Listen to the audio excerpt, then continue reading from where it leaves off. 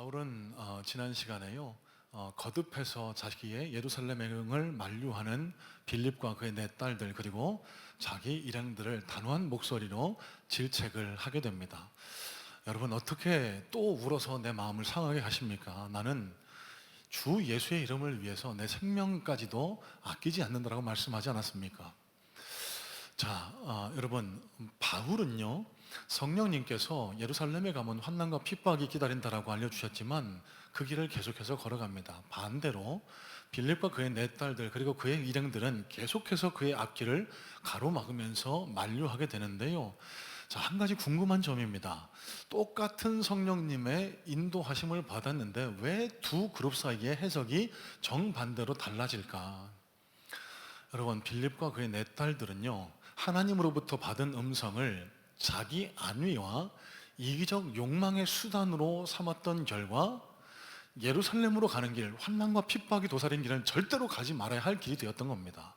반대로 사도 바울은요, 죄인 중에 괴수인 자기를 구원해 주신 그 하나님 은혜가 감사해서 비록 어렵고 힘든 길이라고 할지라도 하나님의 뜻이 이루어지는 길을 끝까지 걸어가는 것이 나를 향한 하나님의 뜻, 사명의 길이라고 믿었던 것입니다. 여러분, 그 결과 바울의 삶에는요, 놀라운 치유와 회복의 역사, 죽은 유두고를 살려내고 병에 걸렸던 애니와 다비다를 살려내는 능력의 역사가 나타나지만 변질된 세속적인 크리스천인 빌립과 그의 네 딸들은요, 그의 안일한 생활에 젖어 아무런 주의 능력도 경험하지 못하게 됐다라는 것이 지난주 우리가 함께 나눈 말씀이었습니다. 자, 여러분, 우여곡절 끝에 바울과 그 일행이 예루살렘에 도착하게 되는데요. 자, 예루살렘에 도착한 바울 일행은 어떤 일을 겪게 됐으며 이 일들을 통해서 우리는 무엇을 깨닫고 결단해야 할지 말씀을 함께 살펴보면서 우리에게 오늘 또 전하기를 원하시는 하나님의 음성에 함께 귀를 기울여 보기를 소망합니다. 자, 먼저 17절, 18절 말씀 눈으로 다시 한번 살펴보시길 바라요. 17절, 18절입니다. 예루살렘에 이르니 형제들이 우리를 기꺼이 영접하거늘 그 이튿날 바울이 우리와 함께 야고보에게로 들어가니 장로들도 다 있더라. 자, 예루살렘에 도착한 바울과 그 일행이 제일 먼저 한 일은요, 당시 초대교회 의장이었던 야고보와 그 예루살렘 교회 장로들을 보러 만나러 가는 것이었습니다. 자, 그런데 이 구절에도 우리가 눈여겨보아야 할 한 구절이 눈에 띄게 되는데요, 바울과 그 일행이 야고보를 만나러 간다라고 했을 때 만나러 갔다, go 혹은 went 그렇게 표현하지 않았습니다. 들어갔다라고 표현을 하는데요, 자, 18절 말씀에 사용된 들어갔다라는 이 구절은요, 헬라 원어로 에이세임이라는 단어가 사용이 됩니다. 여러분, 사람이 사람을 만나러 갈 때 들어갔다라고 표현한 구절은 신약 성경에서 이 본문 구절이 유일한데요, 그러면 왜 야고보를 만나러 들어갔다라고 표현을 했을까? 여러분, 대통령을 만나러 간다라고 했을 때 종종 들어간다, 청와대에 들어간다 이런 표현을 합니다. 높은 사람을 만나러 갈 때, 그만한 권위와 위세가 있는 사람을 만나러 갈 때 들어간다라는 표현을 씁니다. 그러면 여기 18절 말씀에 바울과 그 일행이 야고보를 만나러 들어갔다라는 이 표현은요, 그 당시 야고보가 가졌던 권위와 위상을 우리로 짐작할 수 있게 해주는데요. 자, 여러분, 오늘 본문에 기록된 야고보는 예수님의 제자 야고보가 아닙니다. 그 야고보는 사도행전 12장에서 이미 순교당해 하나님 품에 안겼습니다. 여기 본문의 야고보는 예수님의 동생 야고보를 가리키는데요, 여러분, 이 동생, 예수님의 동생 야고보가 초대교회 예루살렘 교회의 담임 목사 우두머리, 존경과 사랑을 한 몸에 받는 권위 있는 큰 존재가 되었던 겁니다. 자, 그러면 제일 먼저 이 야고보는 어떻게 이런 존경과 사랑을 한 몸에 받을 수 있을까? 어떻게 이런 권위를 갖추게 될 수 있었을까? 여러분, 한번 상상해 보세요. 어느 날 갑자기 맏형이었던 예수님이 가정을 내팽개치고 공적인 사역을 한다라고 집을 떠나요. 얼마나 배신감이 들고 얼마나 마음이 상했을까요? 그래서 예수님이 공생의 사역 중에 베들레헴, 그러니까 고향 땅 나사렛에 오셨을 때 형제들이 그를 배척했다라는 복음서의 증언이 있거든요. 그런데 예수님이 십자가에 달려 돌아가신 이후 승천하시는 자리에 그 자리에 함께 있었습니다. 오순절 마가의 다락방 120명의 문도들이 모여 성령님의 강림을 기다리고 있었을 때 그 자리에 야고보도 있었습니다. 그 오순절 성령 강림 사건을 통해서 확실하게 하나님의 임재, 예수님의 존재를 각인하게 된 거예요. 아, 우리 형은 내 형이 아니다. 내 형도 물론 맞지만 이분은 하나님의 아들이시고 온 인류의 죄를 구속하기 위해서 이 땅에 오신 하나님의 아들이시다라는 사실을 성령님의 임재를 통해서 깨닫게 된 거예요. 그 이후에 그는 낙타 무릎을 가진 사도로 알려져 있습니다. 왜요? 끊임없이 무릎을 꿇었습니다. 기도했어요. 예수 믿는 사람답게 살아가게 해달라고, 예수님의 향기가 내 삶 속에 나타나게 해달라고, 자기의 욕심, 자기의 의지를 꺾으려고 낙타 무릎처럼 무릎에 혹이 솟을 정도로 기도한 결과 많은 초대교회 성도들에게 그 교회의 우두머리라는 인정을 받게 됐고 존경과 권위를 가질 수 있게 되었습니다. 여러분, 이제 한 달여 후면은 창립 45주년 우리 임직자들을 세우게 됩니다. 권사님, 장로님, 안수 집사님들을 세우게 되는데요. 여러분 양해하고 들어주세요. 이제 임직식이 얼마 남지 않아서 이 자리를 빌어서 계속 반복해서 권면을 해드리려고 합니다. 여러분, 임직은요 어떤 교회에서 높은 계급, 높은 자리로 올라가는 그런 의식이 아닙니다. 장로가 되고 권사가 되고 안수 집사가 된다는 것은 야고보가 가졌던 것처럼 더 낮은 자리에서 기도하고 더 예수님 닮은 모습을 드러냄을 통해 교인들에게 교회 안에 인정받게 되는 것이 임직식의 의미라고 믿습니다. 저는 새롭게 되시는 장로님, 권사님, 안수 집사님들이 내가 이제 높은 계급이 됐다 이런 걸 자랑하지 마시기를 저는 소망합니다. 오히려 야고보처럼 더 주께로 가까이 나가는 기도의 능력을 갖춰가심으로 많은 교인들에게 존경과 사랑, 그 기도의 권위를 인정받으실 수 있으면 좋겠어요. 여러분, 그게 교회 안에 하나님 나라에서 권위를 인정받는 유일한 길이라는 사실입니다. 자, 계속해서 말씀을 이어서 봅니다. 자, 19절 말씀을 살펴봅니다. 바울이 문안하고 하나님이 자기의 사역으로 말미암아 이방 가운데서 하신 일을 낱낱이 말하니. 여러분, 바울과 야고보가 만난 것은 이번이 처음은 아닙니다. 사도행전 15장에서요 예루살렘 총회의가 있었을 때 이미 바울과 야고보는 한 차례 대면한 적이 있었습니다. 사도행전 15장에 있었던 예루살렘 총회의는요 바울이 1차 전도여행을 다녀온 이후에 있었던 일, 그러니까 그로부터 약 한 10년이 흘러있는 본문의 시점에서 바울이 야고보와 이 예루살렘 교회 장로들에게 자기에게 있었던 일을 낱낱이 말했다라고 했을 때 말한 그 내용들은요 2차 그리고 3차 전도 여행 때 일어났던 일들을 가리키는 것임에 분명합니다. 여러분, 지난 수개월 동안 함께 나눴던 말씀을 머릿속으로 마음속으로 한번 되새겨 보셨으면 좋겠어요. 바울의 2차 전도여행, 3차 전도여행 때 무슨 일이 있었는지. 바나바와 결별한 바울이요 구브로 섬 남쪽이 아니라 북쪽 터키 지역으로 2차 전도행에 발걸음을 옮겼습니다. 바울의 2차 전도행의 목적은 명확했습니다. 1차 전도행 때 세웠던 교회와 그리스도인들을 만나서 그들의 믿음을 북돋아주는 거였거든요. 그런데 성령님께서 계속 바울의 계획을 가로막으세요. 마게도냐 환상을 통해서 드로아로 인도하게 하시고 그곳에서 유럽의 첫성 빌립보까지 가게 하십니다. 꿈에도 안 꿨던 유럽 대륙에 발을 내딛게 하셨던 거예요. 아무도 모르고 아무 계획에도 없던 빌립보에 갔더니요 그곳에 자주색 옷감 장사 루디아를 만나게 하셨습니다. 유력한 여자, 부유한 여자였습니다. 그 가정을 통해서 빌립보 교회가 세워지고 빌립보의 복음 사역이 이루어지게 하셨습니다. 여러분, 이 일을 통해서 우리가 알 수 있는 건 무엇일까요? 하나님 자녀된 저와 여러분, 우리에게도 이런 일이 있을 수 있습니다. 우리의 계획대로 일이 되지 않을 때, 우리 삶의 소망이 가로막힐 때, 여러분 그때 낙담하거나 절망하지 마세요.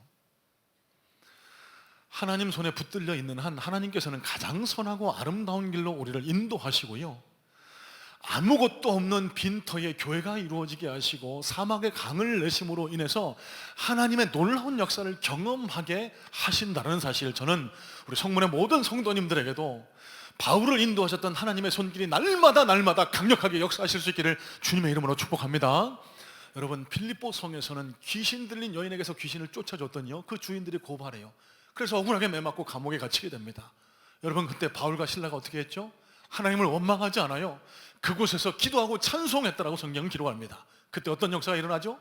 옥터가 흔들리면서 그들을 묶고 있던 착고가 부러지고 그 감옥문이 열려 그들을 탈출하게 하시는 역사가 일어납니다. 여러분, 저와 여러분의 삶 속에서도 어려운 일, 힘든 일, 고난의 문제가 우리의 마음을 힘들게 할 수 있습니다. 그때 원망하거나 불평하는 건 우리의 삶에 아무런 도움을 주지 않습니다. 하나님을 찾으세요. 하나님께로 우리의 시선을 집중하시기 바랍니다. 바울에게 일어났던 놀라운 역사, 옥터를 흔드시고 그 착고를 풀으시는 역사가, 그래서 우리의 질병의 끈을 끊어내시고 우리는 묶고 있는 고난이 풀려나가는 역사가 우리 모든 성문의 성도님들에게도 경험될 수 있게 되기를 주님의 이름으로 축복합니다.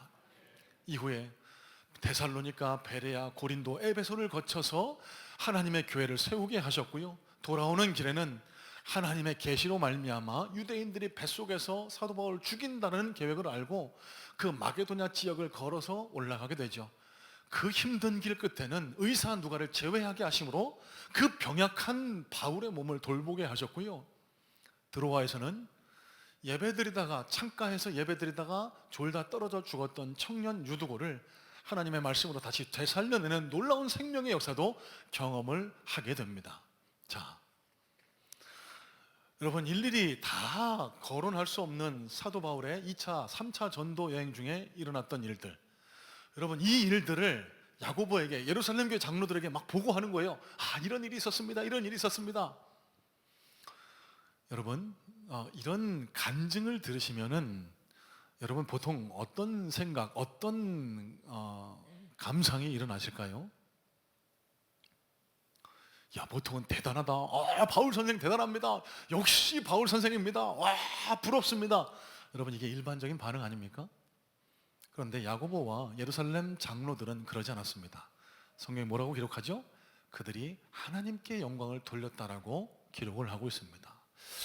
자, 여러분, 야고보와 예루살렘 교회 장로님들은 알았던 거예요. 바울이 대단해서, 바울이 위대해서 이런 일들이 일어난 게 아니라 바울을 도구 삼으신 하나님의 놀라운 능력이 정말로 하나님을 통해서 일어났다는 것을 알았기 때문에 사람에게 영광을 돌린 게 아니라 하나님께 영광을 돌렸다는 사실. 자, 한 걸음 더 들어가 보겠습니다. 야고보와 예루살렘 교회 장로들이 이 놀라운 간증을 듣고 하나님께 영광을 돌렸다라는 사실은 뭘 의미할까요? 더 깊은 의미에는 어떤 뜻이 담겨 있을까?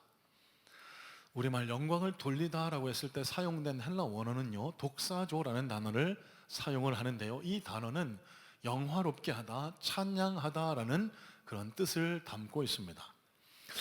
여러분, 이 성경에서 독사조라는 단어, 영광을 돌렸다라고 했을 때 이 독사조는요, 그냥 입으로 하나님을 찬양합니다, 이걸 의미하지 않아요.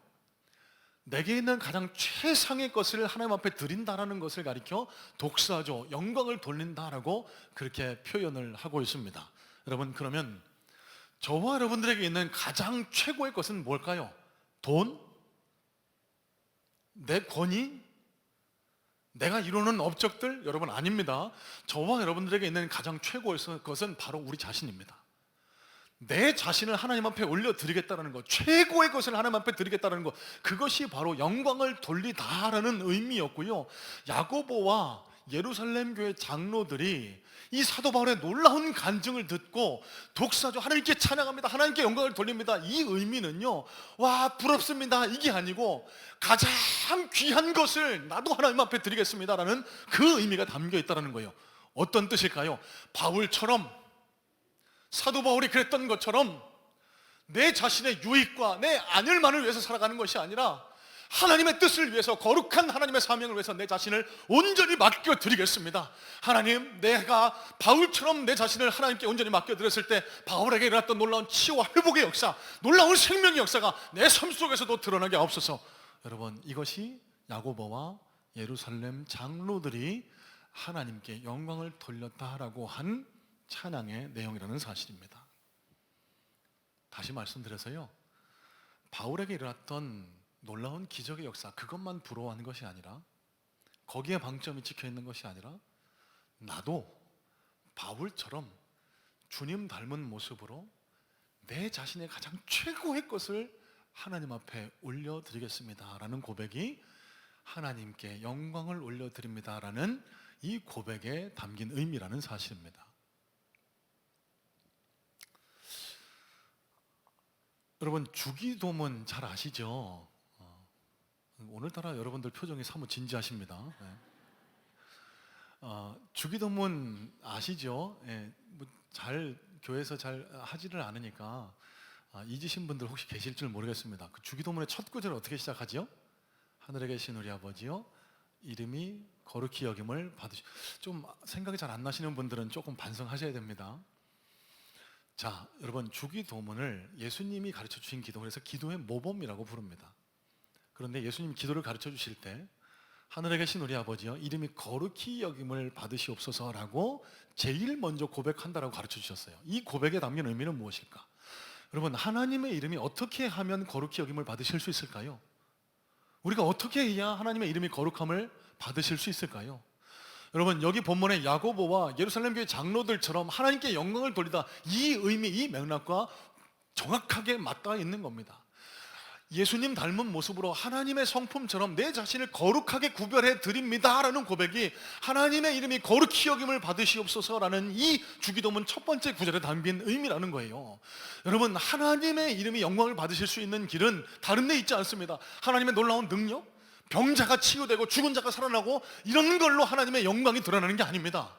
하나님을 믿고 따르는 이 땅의 그리스도인들, 저와 여러분들의 삶이 세상 사람들과 구별된 거룩한 모습으로, 하나님 닮은 성품으로 예수님의 향기를 풍기는 모습으로 살아갈 때 그제야 비로소 하나님의 이름이 거룩함을 받으시고 우리의 삶을 통해 하나님이 영광을 받으실 수 있다는 사실입니다. 여러분, 저와 여러분의 삶 속에서, 저와 여러분의 신앙 속에서 여기 야고보와 여기 예루살렘 교회 장로들이 고백했던 것처럼 독사죠, 하나님께 영광을 올려드립니다 라는 고백이 날마다 이어질 수 있기를 간절한 마음으로 소망해요. 그저 내게 있는 것, 내가 놀라운 기적을 베풀어 주옵소서, 이런 이기적인 마음으로 신앙생활을 이어가는 것이 아니라, 하나님, 먼저 제 삶을 주님 앞에 내어 맡깁니다. 주님, 제 삶을 통해서 하나님의 영광이 드러나게 하옵소서. 이런 고백이 우리 삶 속에서, 우리 심령 속에서 드려짐을 통해 바울에게 일어났던 놀라운 역사가 우리에게도 경험될 수 있게 되기를 주님의 이름으로 축복해요. 캐나다 토론토에요, 발행부수가 가장 많은 언론입니다. 토론토 스타라는 이 언론사 기자가 어느 날 흥미로운 실험을 진행합니다. 멀쩡한 수리가 다 돼 있는 자동차를 그 인근의 수리점을 돌면서 이 수리점들이 얼마나 정직하게 이 자동차를 점검하는지를 테스트했다는 거예요. 총 13군데의 수리점을 들렀는데 13군데 중 12곳 모두 수리가 다 끝난 자동차라고 말씀드렸습니다. 안 갈아도 될 부품들을 갈아가면서까지 비싼 수리비를 요청했다라고요. 딱 한 군데만 그냥 느슨한 데를 조여주고 기름칠해주고 점검하더니 그냥 가시라고 아무 일체 비용을 받지 않고 돌려보냈다라고 합니다. 이 기자가 의아해서 물었습니다. 사장님, 다른 데는 다 멀쩡한 것도 바꿔가면서 이렇게 좀 수리비를 청구하는데 사장님은 왜 안 그러세요? 그랬더니 이 정비사 사장님이 딱 한마디 하시더랍니다. 저는 그리스도인입니다.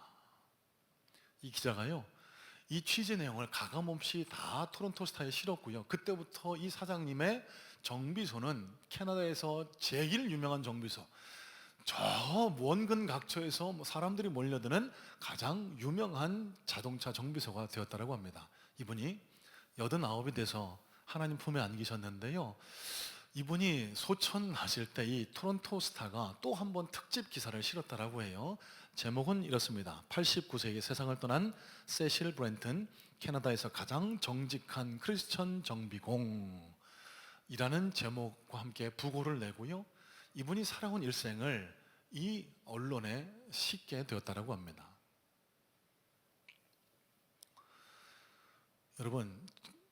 여러분들은 언제 하나님 앞에 영광을 돌린다라는 말씀을 하고 계실까요? 오, 하나님 앞에 영광을 돌립니다. 언제 해보셨어요? 해본 기억도 없으실까요? 보통은 이렇습니다. 내가 원하는 기도가 이루어졌을 때, 내가 원하는 뜻대로 무언가 이루어졌을 때, 자녀가 좋은 대학에 합격하거나 사업이 잘 되거나 뜻하지도 않은 좋은 운이 겹쳤을 때, 오, 하나님 앞에 영광을 돌립니다. 여러분, 이건 성숙한 그리스도인의 태도가 아니라는 사실입니다.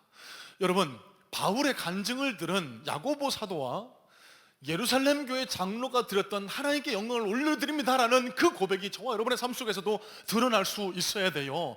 자, 그러면 어떤 고백이었을까요? 바울에게 경험됐던 놀라운 기적이 부러웠던 거 아닙니다. 그 기적의 방점이 찍혀 있는 게 아니고요, 바울처럼 나도 하나님 앞에 내 자신을, 내 삶을 내어 맡기겠습니다, 이 결단의 고백이 하나님 앞에 영광을 올려드립니다, 이 고백 속에 포함될 수 있어야 되는 거예요. 여러분, 그렇게 하나님 앞에 내 자신을 먼저 내어 맡기는 것이 선행됐을 때 하나님 우리 삶 속에서 바울에게 일어났던 놀라운 생명의 역사, 치유와 회복의 역사를 허락해 주실 수 있다는 말씀, 간절히 소망하기는 우리 성문의 성도님들의 입술 가운데 우리의 삶을 하나님 앞에 내어 맡기는, 하나님 영광을 받으세요라는 이 고백이 날마다 이어지심을 통해서 여러분의 삶 속에서 놀라운 능력의 역사, 소망하지 않았던, 소망이 끊어졌던 곳에 새로운 소망이 드러나고 하나님의 놀라운 능력의 역사가 놀라운 열매로 맺혀지는 그런 능력이 우리 모든 성문의 성도님들에게 경험될 수 있게 되기를 주님의 이름으로 축복합니다. 자, 두 번째입니다. 20절로 21절 말씀 살펴볼 텐데요, 20절 21절입니다. 그들이 듣고 하나님께 영광을 돌리고 바울더러 이르되, 형제여, 그대도 보는 바에 유대인 중에 믿는 자 수만 명이 있으니 다 율법의 열성을 가진 자라. 내가 이방에 있는 모든 유대인을 가르치되 모세를 배반하고 아들들에게 할례를 행하지 말고 또 관습을 지키지 말라 한다 함을 그들이 들었도다. 자, 여러분, 시간이 조금 촉박해서 좀 간략하게 설명을 해드리고 말씀의 포인트만 좀 짚으려고 합니다. 여러분, 지금 이 당시는요, 아직 신약 성경이 확정되지 않은 때, 그러니까 예수님의 말씀이 사도들을 통해서 전파되고는 있었지만 아직도 구약의 성경 그리고 구약의 율법들이 이 유대 사회를 강력하게 지배하고 있던 시대였습니다. 그만큼 유대인의 전통과 율법이 중요하게 여겨지던 시대라는 거예요. 자, 그런데 이 바울에 대한 거짓 소문이 유대 사회에 쫙 퍼지게 됩니다. 바울이 할례를 못 받게 한다, 할례가 필요 없는 거다, 율법 지킬 필요 없다, 그 바울이 이 우리의 선지자 위대한 출애굽의 영웅 모세를 배반한다, 이런 헛소문이 퍼진 거예요. 여러분, 바울이 전도행을 할 때마다 바울과 대척점에 섰던 유대 교인들이 있습니다. 이 사람들이 바울을 죽이려고 늘 쫓아다녔잖아요. 이 사람들이 헛소문을 퍼뜨린 거예요. 여러분, 바울이 할례 받지 말라고 했습니까? 할례가 구원의 조건이 될 수 없다라고 가르쳤던 겁니다. 율법을 지키지 말라고 했습니까? 율법 지키는 게 구원의 절대 조건이 아니라고 가르쳤던 겁니다. 말을 자꾸 비꼬아서 바울이 율법도 폐하려고 하고 할례도 받지 말라고 하고 모세도 배반한 배반자다, 이렇게 바울을 몰아붙이게 됐던 거예요. 여러분, 이 당시는 오순절 기간이었다고 말씀드렸죠. 세계 각처에서 유대인들이 예루살렘에 몰려들었습니다. 이 사람들이 다 바울에 관한 소문을 들었어요. 그런데 이 거짓 소문 때문에 바울이 자칫하면은 이 유대인들의 손에 큰 화를 당할 위기에 처했던 겁니다. 그래서 이 사실을 알았던 야고보와 예루살렘 장로들이 한 묘안을 바울에게 건네게 되는데요, 그 내용이 바로 22절로 24절에 기록된 내용입니다. 22절로 24절입니다. 그러면 어찌할꼬?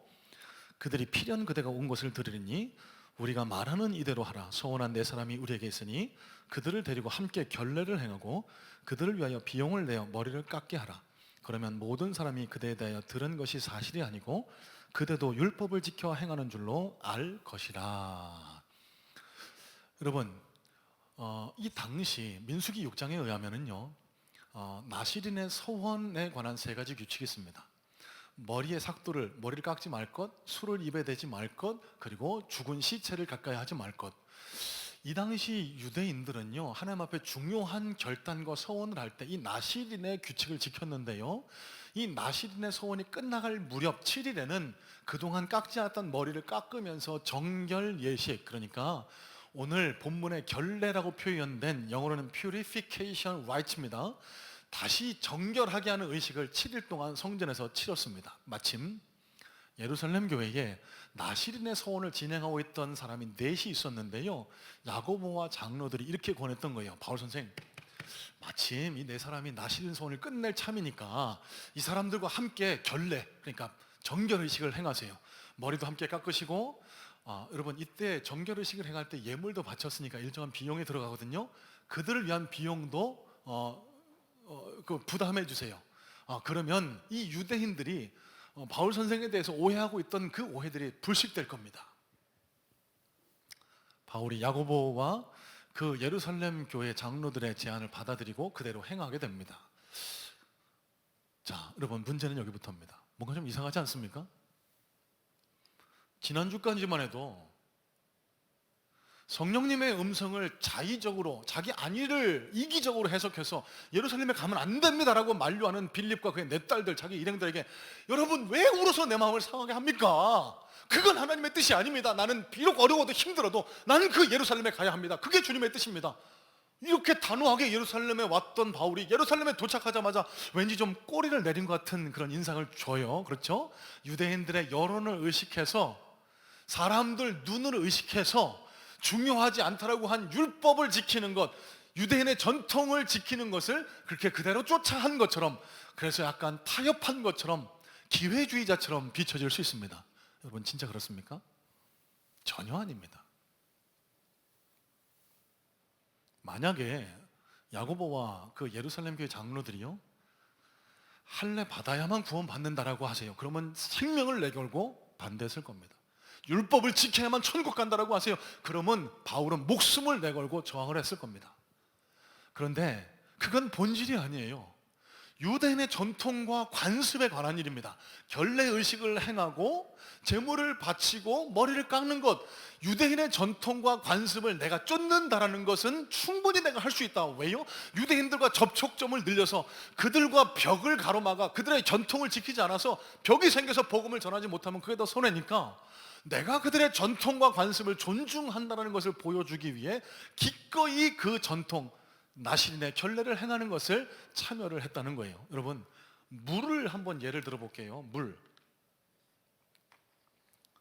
물이 이 컵에 담겨 있습니다. 이 컵에 담겨 있는 것도 물이고요, 어떤 바틀에 담겨 있는 것도 물이고, 욕탕에 담겨 있는 것도 다 물입니다. 그 물의 본질은 변하지 않습니다. 그 겉을 감싸고 있는 용기만 달라질 뿐이죠. 여러분, 그런데 이 물에 누군가 뭘 탔다고 한번 생각해 보세요. 저 목사님 너무 꼴보기 싫어서 뭔가 독약을 타서 좀 그런 분은 안 계시겠죠. 예. 만약 이 물에 뭔가가 섞였다고 한번 가정해 보세요. 이 물은 더 이상 그 물이 아닙니다. 여러분, 바울이 지키려고 했던 것은 복음의 본질이었습니다. 오직 예수 그리스도 십자가로만 구원이 시작되고 완성된다는 사실, 할례와 율법이 우리를 구원할 수 없다는 사실, 그러나 그들의 전통과 관습 얼마든지 할 수 있다. 왜? 그건 본질이 아니기 때문에. 여러분, 이런 겁니다. 교회 안에 여러 가지 세상 문화가 수용되어 있습니다. 여러분, 우리가 찬양을 합니다. 여러 가지 악기를 동원해서 찬양을 해요. 불과 십수년 전만 해도 상상도 못하는 일이었습니다. 예전에는 기타 들고 앞에서 찬양하려고 그러면 어이 저 거룩하지 못한 것, 이 장로님들 와서 막 하지 말라고 막 말리고 그랬었대요. 여러분, 그런데 적어도 제가 생각하기에 아무 관계 없습니다. 아무 관계. 왜? 하나님을 찬양하는데 그 수단이 무슨 관계입니까? 할 수 있는 한 세상과 호흡하면서 많은 수단을 동원해서 하나님을 찬양하는 것이 좋은 거죠. 여러분, 술, 담배가 구원과는 직접적 연관이 없다라고 제가 누차례 말씀을 드립니다. 가장 안타까운 것이, 교회 가자고 그러는데 내가 술 문제가 해결 안 돼서, 내가 담배를 끊지 못해서 교회 못 가겠다라고 하시는 분, 여러분, 교회 오세요. 저절로 해결이 됩니다. 정 못 끊으시겠으면 태우고 들어오세요. 관계 없습니다. 그게 가장 안타까운 거예요. 그건 본질이 아닙니다. 여러분, 그런데 반대로 생각해 볼게요. 그럼 제가 어느 날 저녁 이 상동역 앞거리에서 술에 이만큼 취해서 담배 물고 이렇게 돌아다니면 여러분 교회 다니실래요? 제가 그랬다는 건 아니고요. 예. 여러분, 저는 그 모습을 철저히 삼가려고 노력합니다. 왜 그럴까요? 술, 담배는 구원과 관련이 없습니다. 그럼 목사님 좀 드셔도 되는 거 아닌가요? 만약에 믿음이 연약한 분들이 제가 술 먹고 담배 피는 걸 보고 에이 목사가 뭐 저래 그러면서 교회를 안 다니고 하나님으로부터 멀어졌다고 하면 그 생명에 대한 값은 제가 천국에서 연자맷돌을 매야 되기 때문에, 여러분, 사도 바울이 고린도 교회 교인들에게 보낸 편지 고린도전서 8장에 이런 구절이 적혀 있어요. 우상 제물에게 바쳐진 음식을 먹는 문제를 갖고 고린도 교회 교인들이 서로 다퉜습니다. 유대교 전통에 따르면은요, 우상에게 바쳐진 제물을 먹는 것은 우상에게 절한 거와 진배 없기 때문에 부정한 것이라고 여겼거든요. 그런데 음식이 충분하지 않았던 그때 그 우상에게 제사를 드리고 난 음식을 가리키는 겁니다. 제사 드리고 난 음식을 먹었다는 문제로 인해서 교회가 갈라지고 쪼개지는 거예요. 그때 사도 바울이 이런 이야기를 합니다. 고린도전서 8장 13절입니다. 그러므로 만일 음식이 내 형제를 실족하게 한다면 나는 영원히 고기를 먹지 아니하여 내 형제를 실족하지 않게 하리라. 여러분, 그리스도인이 왜 세상과 구별되어야 될까요? 그 기준은 바로 이 기준입니다. 우리는 그리스도 안에서 자유합니다.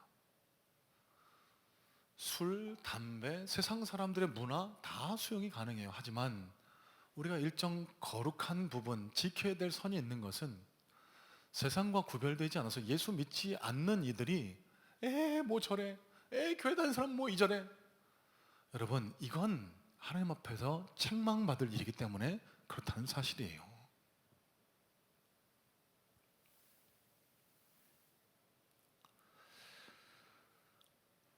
여러분, 교회의 힘은요, 그리스도인의 힘은 성전의 크기나 헌금 액수, 그 사람이 가진 걸로 판가름 나지 않습니다. 교회의 능력은요, 거룩함에서 나옵니다. 거룩함. 얼마나 하나님을 열심히 섬기느냐, 얼마나 예수님 닮아가려고 노력하느냐가 그 교회가 가진 힘이고요, 어떤 그리스도인들이 어떤 선한 영향력을 행사하느냐는 그분이 얼마나 많이 배웠냐, 얼마나 능력이 있느냐에 좌우되는 게 아니라 얼마나 예수님 닮은 노력이, 애씀이, 그 결과가 그 삶 속에 드러나느냐 그렇지 않느냐로 판가름 나게 되는 겁니다.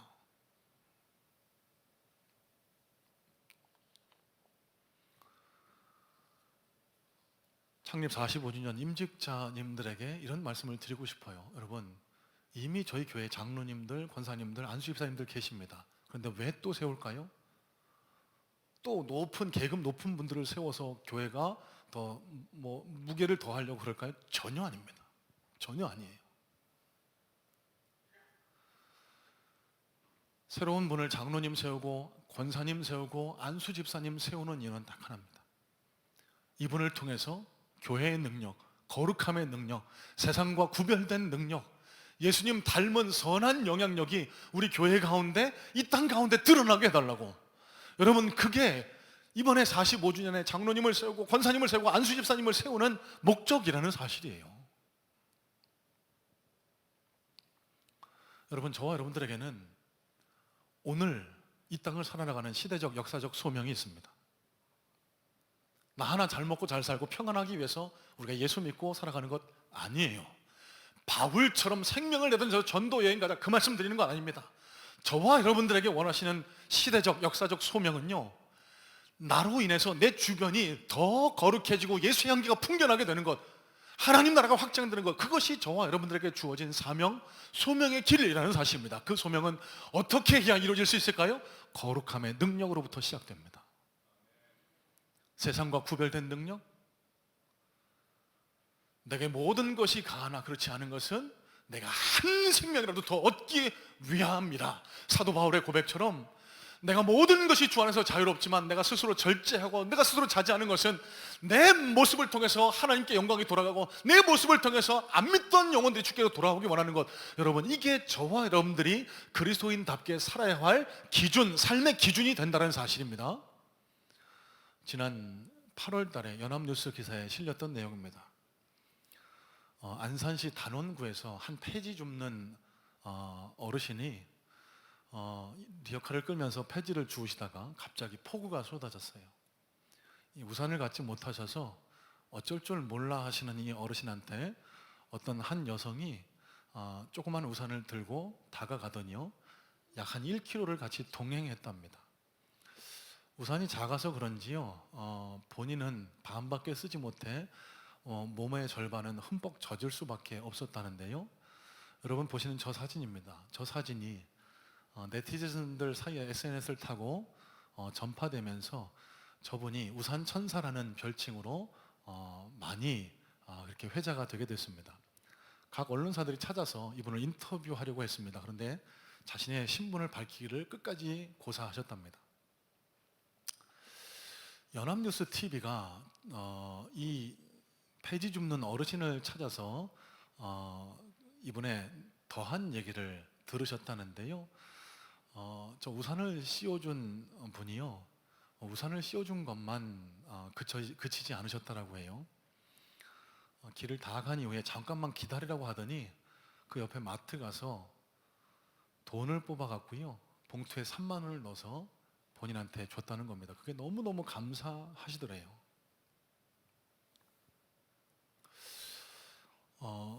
이분이 누구나 할 수 있는 일이고, 그것 때문에 특히 유달리 내가 드러나기를 원하지 않는다라고 하면서 끝까지 본인의 이름과 신변이 드러나는 걸 원하지 않으셨다라고 하는데, 한 언론과의 인터뷰 마지막 말미에 딱 이 말씀 한 말씀 하셨답니다.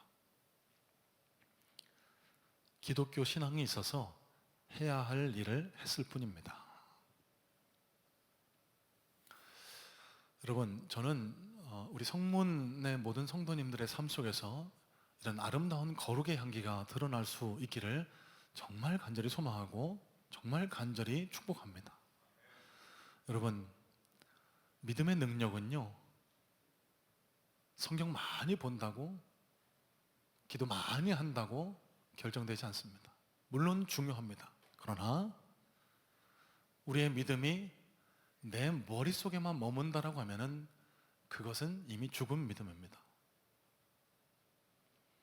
예수님 닮은 모습으로 그리스도인다운 모습의 삶을 살아가기 위해서 작은 것 하나 실천하려고 노력하고 있을 때, 하나님께서 저와 여러분의 믿음을 착하다, 충성된 종아 칭찬하시고, 저와 여러분의 삶 속에도 바울에게 행하셨던 놀라운 능력의 역사를 허락해 주실 줄로 믿습니다.